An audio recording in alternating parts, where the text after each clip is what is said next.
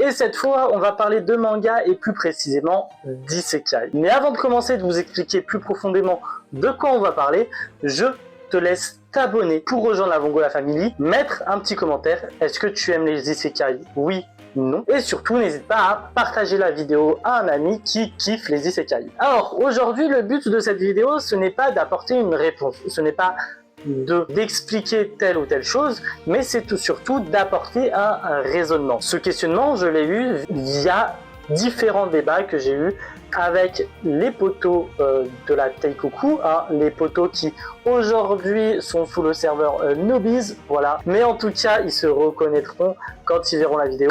Mais sur quel manga est un isekai et quel manga n'est pas un isekai. Alors pourquoi? Parce que je m'en suis rendu compte que les choses évoluent. Les choses qui étaient établies il y a 20 ans ne sont peut-être pas forcément le cas à l'heure actuelle en 2024. Bref, on va du coup apporter une piste de réflexion. Bien sûr, il manque forcément des pistes parce que ce n'est pas quelque chose qui s'explique d'un coup, d'un seul comme ça et que tout est fait, voilà. Mais voilà, c'est une piste de réflexion pour voir qu'est-ce qu'on peut considérer comme étant un isekai, qu'est-ce qu'on ne peut pas considérer comme étant un isekai. Enfin bref, on va commencer cette vidéo là.